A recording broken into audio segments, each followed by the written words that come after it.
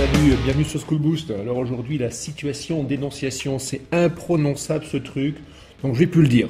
Maintenant, je vais dire SE, d'accord? Donc SE égale situation d'énonciation. Bon, alors c'est quoi ce truc encore? Dans énonciation, tu entends énoncer, annoncer des mots comme ça. Je pense que si je te dis énoncer d'un problème mathématique, tu vois ce que c'est, non? Bon. Eh bien, c'est un message, un énoncé qui est fait de mots. Ça veut dire qu'il peut être écrit ou oral, hein, les deux. Bon. Eh bien, la situation d'énonciation, ou SE, c'est le contexte dans lequel l'énoncé est produit. Si tu prends n'importe quel texte, écrit ou oral, n'importe quoi, tu peux toujours te poser les questions suivantes. Qui parle à qui, quand, où et pour dire quoi? Qui parle à qui, quand, où et pour dire quoi? Exemple, le prof de maths arrive un matin en classe et dit « Prenez une feuille ». Ça t'est déjà arrivé, non? Bon. Alors, qui parle à qui? Ben, le prof de maths à ses élèves.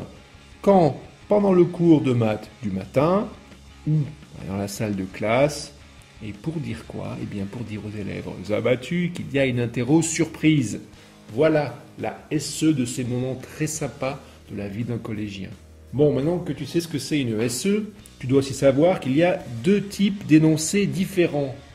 Les énoncés coupés de la SE et ceux qui sont ancrés dans la SE. Bon, alors c'est quoi encore ce bazar? Tu vas voir, c'est pas si compliqué.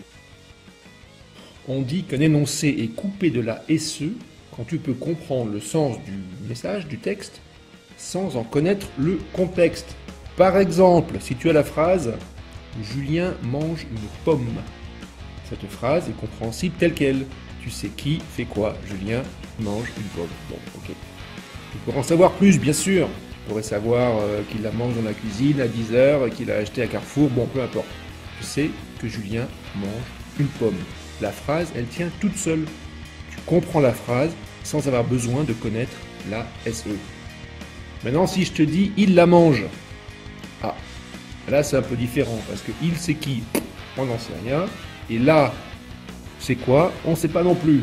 Ça pourrait être Pierre qui mange une orange, par exemple. Donc tu ne sais pas qui est « il », tu ne sais pas ce qu'il mange. On dit que cet énoncé est ancré dans la SE. Car tu as besoin de connaître la SE pour comprendre la phrase. Si par exemple, on prend l'énoncé suivant, Julien a acheté une pomme, il la mange.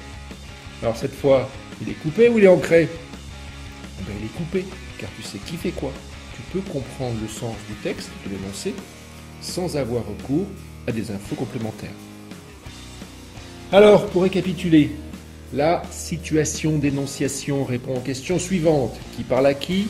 Quand, où et pour dire quoi. Un énoncé est coupé de la SE quand on n'a pas besoin de la connaître pour comprendre le sens de l'énoncé. Un énoncé est ancré dans la SE quand on a besoin de la connaître pour comprendre cet énoncé. J'espère que c'était clair. Si ce n'était pas clair, réécoute la vidéo. Sinon, n'hésite pas à aller sur la plateforme pour faire quelques petites activités qui te permettront de maîtriser tout ça comme un chef. Allez, good luck!